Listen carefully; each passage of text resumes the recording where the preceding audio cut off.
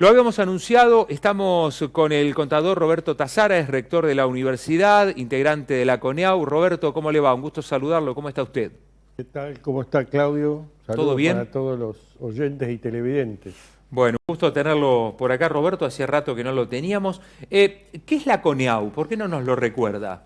Bueno, la CONIO es la Comisión Nacional de Evaluación y Acreditación Universitaria, título que parece bastante pomposo, por Ajá, decirlo de alguna manera, pero lo cierto es que es para resumirlo, es la encargada de garantizar, sobre todo, la adecuada calidad, por lo menos en un estándar aceptable, de las carreras universitarias que puedan poner en riesgo el patrimonio, la seguridad o la salud de las personas. correcto. Esto quiere decir que entran ahí medicina, contador público, abogado, arquitecto, ingenieros, digamos, aquellos cuya profesión los habilita para trabajar sobre estas cuestiones. Ese es uno de los temas que diría es el central, el original. Lo mismo pasa con las carreras de posgrado, solo que ahí ya entran todas, no es solamente aquellas. Todas las carreras de posgrado de las universidades deben ser acreditadas por la CONEAU. Acreditar significa, bueno, pasa o no pasa, estamos de acuerdo que cumple con los estándares que establece el Consejo de Universidades, que es otro organismo, donde está el Ministerio de Educación también, y que se cumple al menos con esos estándares mínimos como para poder funcionar. Si no pasa, en el caso de estas carreras que yo mencioné y de los posgrados, tienen que cerrar la inscripción. Ajá. No pueden funcionar más, es decir, funcionan para terminar con las cohortes, con que los estudiantes que están cursando terminen, pero no pueden inscribir más estudiantes y deben cerrarse por lo menos hasta adecuarse a Bien. los estándares que establece ¿Y la cómo CONEAU. está, digamos, no sé si la pregunta es oportuna, pero digamos, cómo está su trabajo, cómo se ha adaptado a esta nueva actividad, con la experiencia obviamente que usted tiene universitaria, como decano, como rector, y digamos que se las conoce todas? Bueno, Digo, en el sí, buen sentido, ¿no? sí, sí, sí. No, muy bien, la verdad que es un trabajo gratificante. La primera gratificación, y que la verdad me llenó de orgullo, es que fui designado por el Consejo Interuniversitario Nacional, por el CIN y por unanimidad. La CONEAU está, el directorio, digamos, de la CONEAU, está integrado por 12 personas, 3 de ellas designadas por el CIN, a propuesta del CIN. En realidad todos estamos designados por el presidente de la Nación. A propuesta del CIN son 3, a propuesta del CRUP, que es de los rectores de universidades privadas, 1, otro de la Academia Nacional de Educación y otro del Ministerio de Educación. Ahí somos 6. Y después hay 3 representantes de la Cámara de Diputados y de la Nación y 3 representantes del Senado de la Nación. Esos 12 miembros son los que toman las decisiones. Debajo de eso hay un grupo de lo que podríamos llamar técnicos, así se los conoce en Sí, la sí. jerga, que preparan la documentación, la organizan para que cada 14 días, que es cuando se reúne la comisión, estos 12 miembros, se pueda resolver sobre el trabajo que en detalle, en el lugar, bueno, ahora se virtualizó en buena parte, pero si no, in situ, realizan lo que se llaman los pares evaluadores. Hay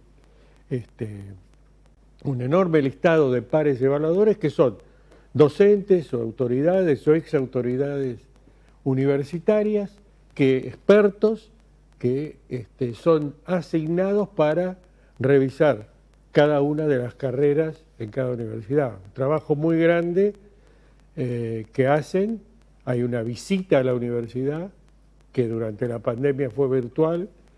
En el caso de nuestra universidad, por ejemplo, porque además de estas dos cuestiones que dije, hay una tercera muy importante, las carreras de grado y las de posgrado, y la evaluación externa de la universidad, que esa no es pasa y no pasa, es simplemente recomendar para mejora. Correcto. Bueno, en nuestro caso eso pasó hace poco, tenemos todas las carreras de grado que corresponden acreditadas, esto es contador, abogacía, las ingenierías, ciencias veterinarias, medicina, ya por 2 veces. Entonces se acredita cada 6 años, más o menos. Convoca la CONIAU a decir, bueno, ahora acreditamos el año que viene, es la acreditación obligatoria otra vez, por 3.ª vez, de las carreras de medicina, por ejemplo. Bueno, ese es el trabajo cotidiano. Trabajan los pares evaluadores que hacen la visita a la universidad, sea para evaluar la universidad o para evaluar alguna de estas carreras de grado y posgrado. Los técnicos de CONIAU junto con los evaluadores que arman el informe y después la comisión, estos 12 miembros que con el informe se nos asigna a cada uno la responsabilidad de revisar los informes, se llevan al plenario, que repito es cada 14 días, y ahí se resuelve pasa, no pasa, acredita, no acredita. En el caso del posgrado, además, no solamente acredita, no acredita, sino que puede ser por categoría. Puede pedir categoría o no la universidad. La categoría máxima es la A, después hay categoría B y categoría C. Correcto. De manera que el que tiene que decidir tiene elementos como para evaluar qué hace, qué decisión toma respecto de dónde va. Bien, después de la pausa vamos a hablar, Roberto, sobre lo que es la Conferencia Mundial de Educación Superior y la postura, bueno, que tiene usted de lo personal, pero también la postura que se lleva desde Latinoamérica. Y bueno, como usted es integrante local, digamos, forma parte del Consejo del Partido Justicialista, me voy a permitir alguna pregunta de política también, si usted me permite. ¿Puede ser? Cómo no. Usted sabe que no le esquivamos a nada. No, eso es verdad, eso es verdad. Seguimos charlando después de la pausa aquí con Roberto Tazara. Ya seguimos charlando con el contador Roberto Tazara. Hablamos ahora del Sindicato de Empleados de Comercio de Tandil. Ya se ha realizado, el otro día nos cruzamos ahí con Nancy, se han realizado ya las elecciones en el Sindicato de Empleados de Comercio, había lista única, bueno, ahora el secretario general pasa a ser José Larraburu, así que un saludo para toda la gente de la nueva comisión directiva. Recuerden que los que sean empleados de comercio y no estén afiliados, si se afilian, van a tener múltiples beneficios. Reiteramos, Sindicato de Empleados de Comercio de Tandil. Si vos sos empleado de comercio y no estás afiliado, afiliate porque vas a tener múltiples beneficios. ¿A dónde tenés que ir? A San Martín 787. San Martín, pasando Alén, mano izquierda, San Martín 787, Sindicato de Empleados de Comercio de Tandil. Seguimos compartiendo nosotros el desayuno con el contador Roberto Tazara y vamos a hablar de la Conferencia Mundial de Educación Superior que se realizó en Barcelona. Y ahí, Roberto, se estableció de alguna manera la posición latinoamericana sobre lo que es la educación universitaria. Cuéntenos sintéticamente, digamos, cuál es esa posición, de qué se trata. Bueno, la posición fue fijada en 1918, perdón, en 2018, al cumplirse los 100 años de la reforma, en una reunión regional que se hizo en Córdoba para festejar la reforma. Y ahí se estableció que para Latinoamérica la educación universitaria es un bien público y que además es un derecho universal, un derecho humano y universal. Esa es para sintetizar la posición, es decir, que debe ser defendido, que es un derecho para todos, por eso universal, y que es un bien público. Esto es importante, lo voy a remarcar un poco exageradamente, pero para marcar con la diferencia de los anglosajones y la mayoría de los europeos, que entienden que es un servicio, no un bien. Y por un servicio hay que pagar. Y por un servicio hay que pagar. Digamos, extremando las posiciones, de eso es la discusión, una de las discusiones de fondo. Y nos fue bastante bien con la posición latinoamericana. Claro, le iba a preguntar cuán escuchados fueron. No, fuimos muy escuchados. Es evidente que el incremento de la desigualdad en el mundo ha provocado que esto se entienda mejor, digamos. Y si bien no pudo colocarse esta frase de bien público, derecho humano, universal, lo traje para leerlo expresamente cómo salió la declaración final de la conferencia, porque me parece que hay una enorme ganancia para los que estamos a favor de la educación pública y gratuita. Dice: que el acceso a la universidad es una vía para favorecer la equidad y la distribución igualitaria de oportunidades. Dice que hay que hacer posible el derecho de las personas a la educación superior mediante un acceso equitativo. Y después dice que tiene que ser bien financiado y sostenible. Y defiende que para conseguir esta financiación progresiva hay que hacerlo con fondos públicos, y esta es una frase fundamental, la final, y hacia la gratuidad. Ajá. Hacia la gratuidad. Creo que esa es la definición fundamental que se logró tratando de, en estas conferencias siempre las declaraciones tienen que unir Sí, claro. posiciones distintas. Pensaba, digamos, lo valioso de eso en un ámbito, bueno, europeo, anglosajón y sin ir más lejos, inclusive a países, limítrofes argentinos. Sí, y por qué no en algún debate político en la Argentina. Sí. Que hace poco la presidenta del PLO planteó que había que eliminar el Ministerio de Educación, ¿no? Por ejemplo. Me parece que y hubo intenciones. Yo he estado cuando era rector con el CIN, en representación del CIN, tanto con el presidente Macri en ese momento como con Peña y Quintana, que trabajaban junto a él en esto, y el ministro de Educación, y había toda una tendencia a decir, bueno, hay que dejar de usar fondos públicos, hay que empezar a pensar en otras alternativas. Bueno, esto ratifica que lo que hace la Argentina es lo mejor que se puede hacer, es decir, que el acceso a la universidad sea gratuito en términos de las personas que acceden. Correcto. No es gratuito para la sociedad argentina, que nos financia a través de sus impuestos. Correcto. Sobre todo teniendo en cuenta que en la Argentina el IVA es muy importante y eso lo paga todo el mundo que compra algún bien o un servicio. Así que, y ahí surge la obligación de la universidad de, como dice al final también el documento, dice que el documento dice reniega del concepto de la universidad para pocos y sostiene que los sistemas de educación superior tienen que ser más abiertos, inclusivos, equitativos y que democraticen el acceso al conocimiento.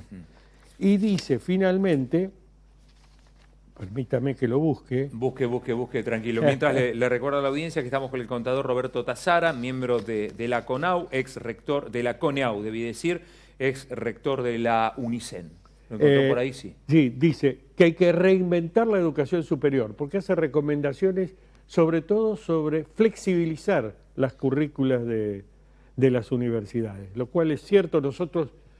¿No es bajar el nivel? No, bueno, generalmente uno se encuentra con esa discusión interna incluso, sí, cuando propone flexibilizar. Y entonces aparecen siempre los sectores más conservadores que dicen, no, eso es bajar el nivel, se pierde calidad. Por eso el trabajo de CONIAU y del Consejo de Universidades es fundamental, para decirle, no muchachos, así que ahora nos vamos a meter, creo, un poco más en esto, en este tema en CONIAU y sobre todo en el Consejo de Universidades, que es, bueno, cómo se flexibiliza sin perder calidad. Claro, pensaba, no sé si la flexibilización es la palabra adecuada, probablemente lo sea, ¿no? Pero hay... Es la que usan, ¿eh? Claro, es la que usan. Es las universidades, algunas facultades, algunas carreras en particular, probablemente tengan que hacer más accesible o porque se han quedado en el tiempo, por algunas cuestiones relacionadas con lo dificultoso que se le hace al estudiante poder terminar la carrera, terminar la tesis, esta dificultad que se va presentando, porque el estudiante tiene que trabajar, porque tiene... A ver, ¿cómo hacerla más flexible sin perder calidad? Bueno, primero hay una cuestión que será el primer debate seguramente que se dará, que es hasta dónde hoy, con la velocidad con que cambia el conocimiento, un egresado tiene que saber todo lo que esperábamos que supiéramos los que egresamos hace casi 60 años. Es decir, en cuanto a la técnica, lo que sí se reclama, se dice acá también en el documento, y es lo que estamos viendo que se reclaman en los empleos, es justamente flexibilidad, capacidad de trabajar en equipo, capacidad de trabajar con distintos especialistas, por decirlo de alguna manera, capacidad de absorber lo nuevo. El ejemplo más claro para que se note es el de sistemas. Claro. Digamos, uno puede perder 8 años o 9 poniendo exigencias en la carrera. No digo que sea lo que pasa, pero digo, para que se entienda bien, en cuanto a conocimientos, de cosas que cuando se recibió ya no se usan más, porque Claro. apareció uno nuevo. Claro. Además de esto que también se dice, de la necesidad de la educación permanente, de estar, digamos, totalmente actualizado, hacer posgrados, etcétera, para poder estar al día. ¿Para qué los sometemos a exigencias exageradas de conocimiento detallado? Estoy simplificando. Sí, no, Después, pero se entiende perfectamente. hay que verlo, pero Sí. entonces es más bien conocimientos generales con una llave de acceso al mercado laboral para que así lo puedan hacer, pero sobre todo flexibilidad mental, capacidad de ocuparse de Correcto. temas que no parecen los técnicamente propios. Por ejemplo, todo lo que tiene que ver con derechos sociales, medio ambiente, prácticas socioeducativas, eso que nuestra universidad empezó a hacer allá hace tiempo y que hay que profundizar. Sí, hay facultades, digamos, no hablo solo de Tandil, facultades que se preocupan, digo, más allá de formar un buen profesional, se preocupan luego que puedan insertarse laboralmente, ¿no? A través de pasantías durante la carrera, la suma, digamos, sumar determinada cantidad de créditos, pero hay otras que por ahí forman un gran profesional, pero no, luego los jóvenes no saben insertarse en el mercado laboral. No, es todo un tema, ¿no es cierto? Incluso hay entrenamiento para entrevistas. Claro.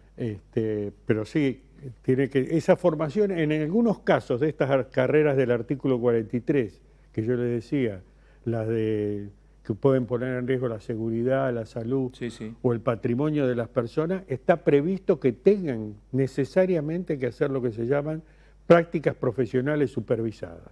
No podría, pero no alcanza.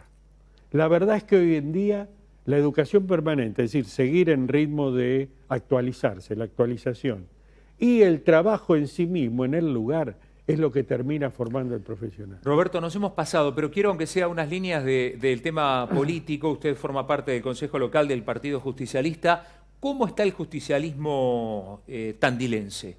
¿Tiene chances, no tiene chances? Yo creo que estamos muy bien, creo que Rogelio Iparraguirre está haciendo una gran tarea, no solamente como diputado, y digamos, con muchas cuestiones que favorecen a la ciudad de Tandil, al partido, sino también dentro del Partido Justicialista, porque ha convocado a todos los sectores, estamos casi todos representados ahí en la conducción del partido, con la expectativa de, bueno, ver qué pasa en el 2023, si se presenta el intendente, que parece que sí, o si no.